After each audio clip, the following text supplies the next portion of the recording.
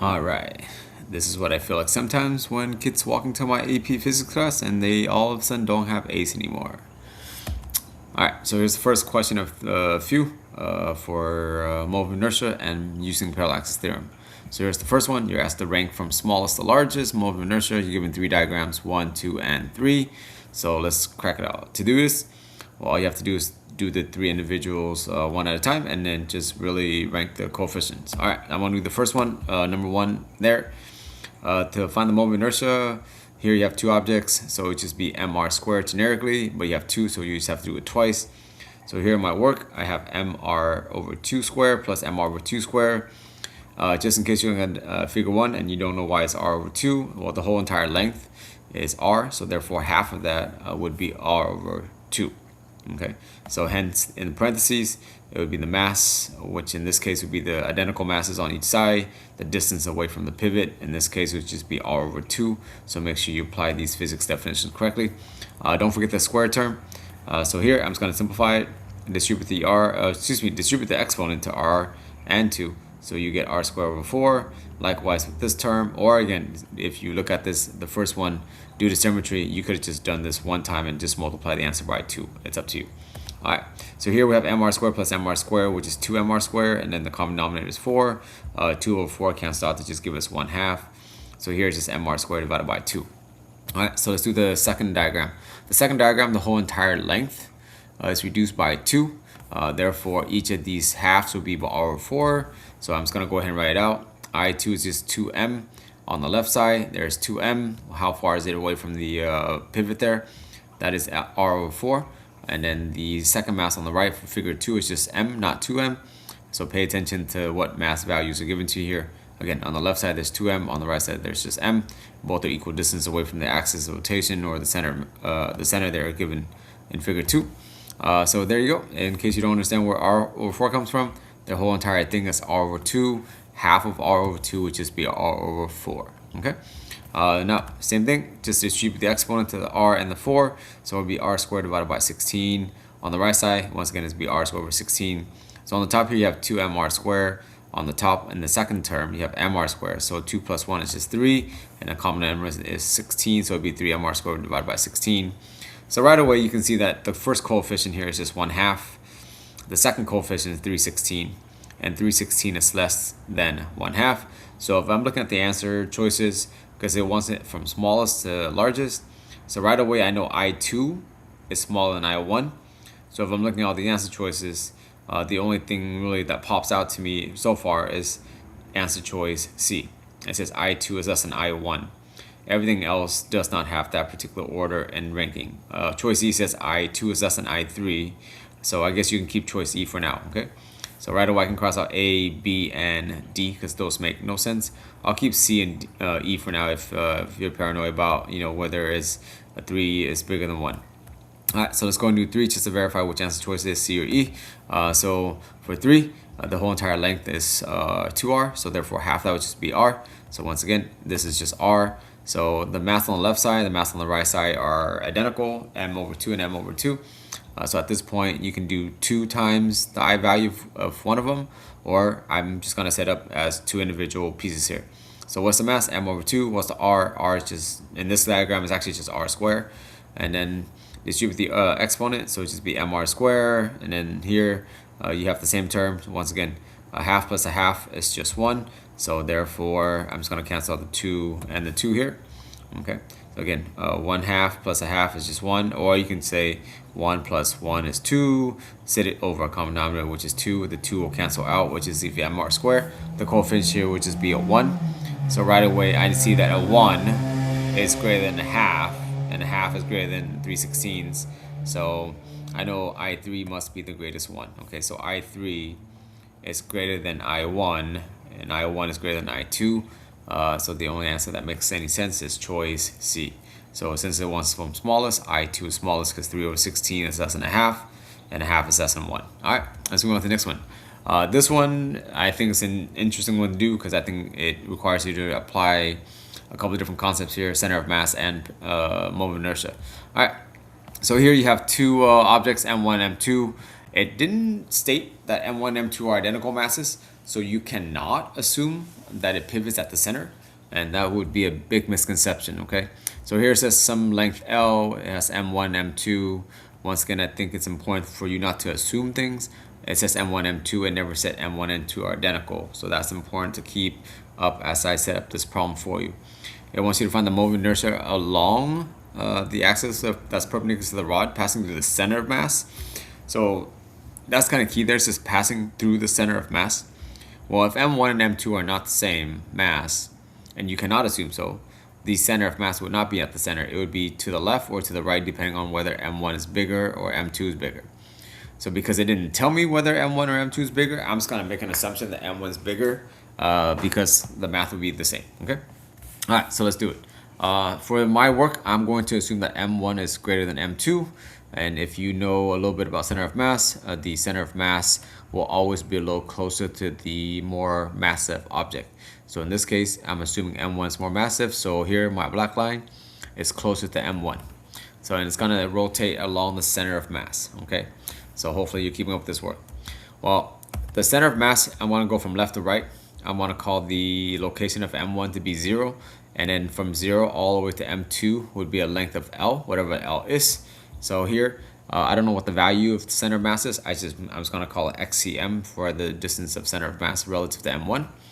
In that case, the distance for M2 relative to the center of mass here is just going to be D. But what is D? D is just going to be the whole entire length minus the distance XCM here. So this is important, okay? So if you need to pause and just figure this out. D is the entire length minus the center of mass, which is the leftover length here. That's important. All right, so now to do XCM, all you have to do is M1 x1 plus M2 x2 divided by the total mass of the system. But because I'm choosing M1 as my reference, that's where my 0 point is going to be. My x1 here is going to be 0. So M1 times 0 is just going to, M1 times x1, which is 0, is going to be 0. So I'm just going to go ahead and cancel that out, okay? M2, which is the distance of L away, over M1 plus M2 stays in your XCM function. So I'm just going to clean that up a little bit. So the center of mass here, if you're given values, would just be M2 times the length of the distance away from M1 divided by the sum of the masses here. However, this particular problem, as you can see, there's no values given. It just wants us to find an expression. So let's go ahead and do it. I of the system is going to be I1 plus I2. Okay. So what is I1? I1 is just M1 times the distance away from the axis of rotation, which in this case happens to be XCM. All right. And then what's M2? Well, M2 is the distance D away from the axis of rotation. So here I just put M1 XCM squared plus M2 D squared. All right. I'm just going to go ahead and expand this D. I don't know what D is, but I know earlier, if you kept up, I said that D is equal to L minus XCM. So here I just carry the same statement down. D equals L minus XCM.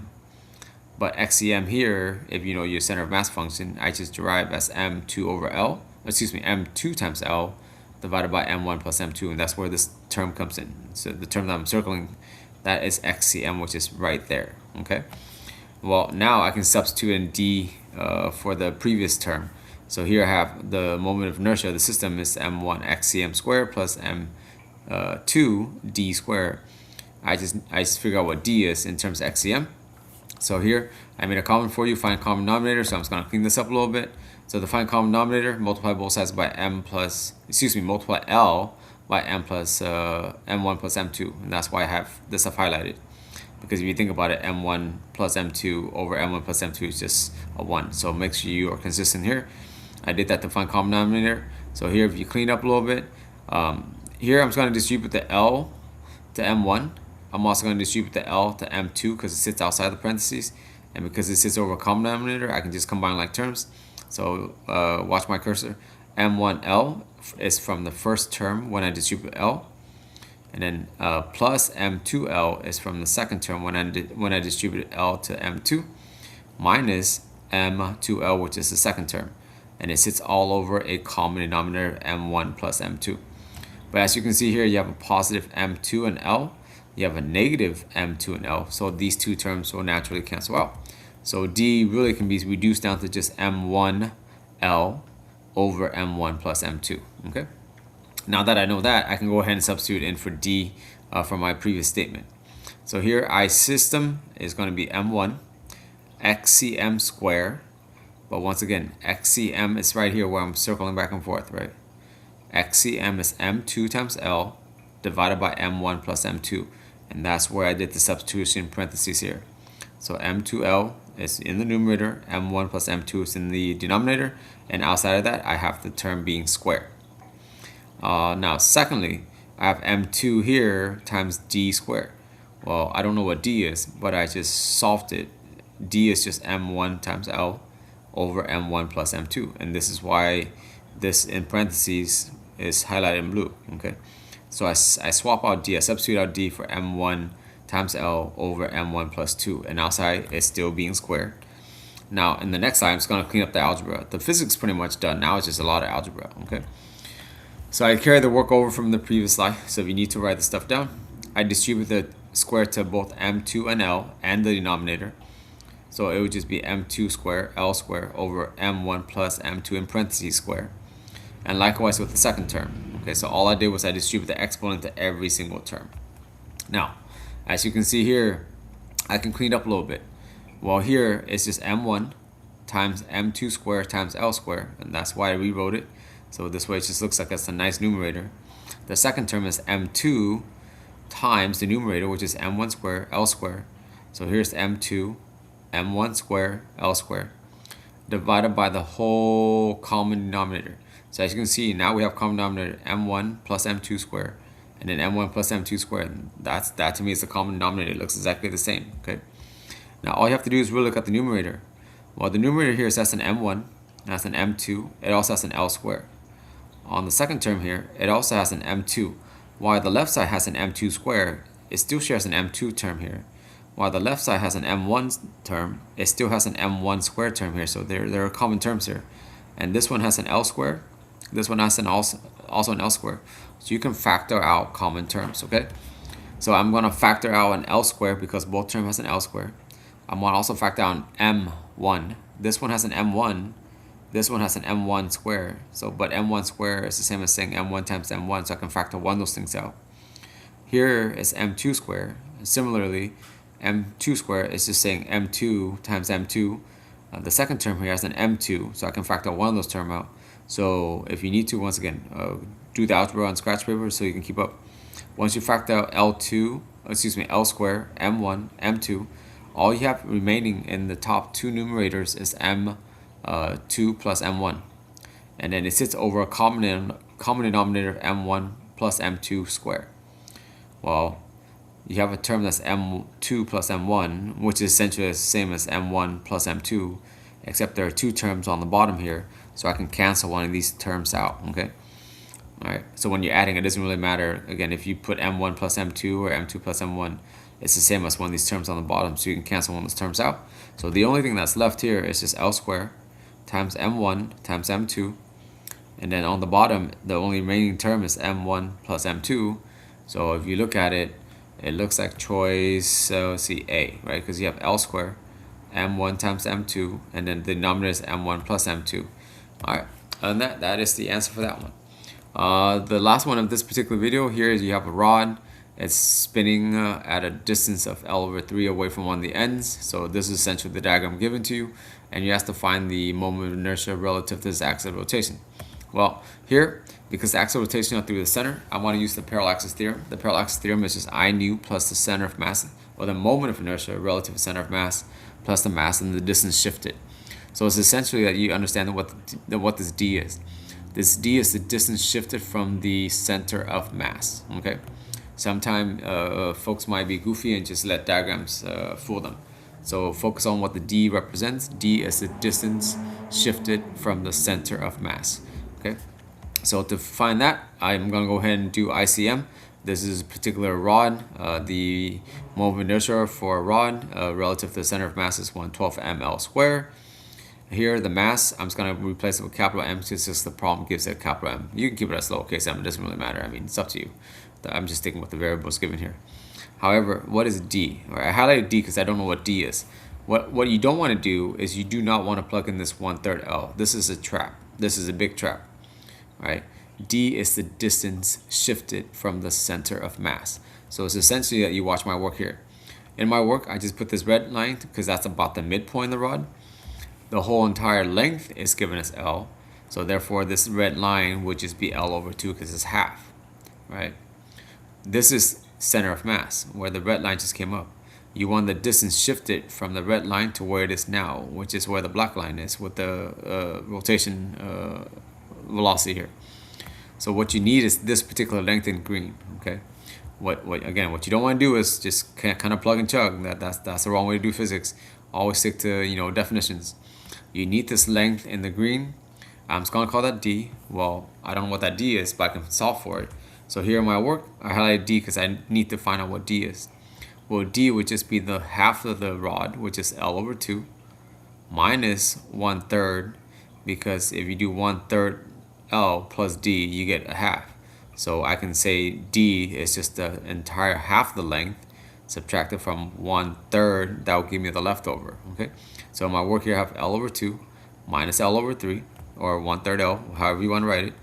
So here you have to find common denominator. Once again, this is 2 and that's the 3 on the bottom. So the common denominator would just be 6. So to get the first term to be 6, multiply top by 3, multiply bottom by 3. The second term has a 3 in the bottom. To get this 3 into a 6, you have to multiply by 2. So multiply top by 2, bottom by 2. That's where you get the 2L over 6 from. So as you can see here, 3L minus 2L is just going to give us L. And the common denominator is going to be 6. So I just find out what D is. D is L over 6. Okay. So I'm just going to plug that in and using parentheses and then distribute the exponents to L and the 6. So essentially all you have is 112 ml squared, which is the same as been carried down, and then ml squared divided by 36. So this is where you need to have good habits and use parentheses, okay? Other than that, if you think about it, you just rewrite it as this. 112 and 1 over 36 has a common denominator of 36. So to get 12 to 36, you multiply top by 3, multiply bottom by 3, and then the second term just get carried down because it already has the common denominator of 36. So it'll be 3 plus 1, which is 4, and common denominator here is 36. It's to be 4ml squared divided by 36. And if you know the multiplication table, 4 over 36 is just 1/9, and that's it. So here is just ml squared divided by 9, and that would match answer choice C. Okay. All right, that's it for this video. I hope you understand how to do a moment of inertia and using parallax theorem. Stay nerdy, and we'll be back.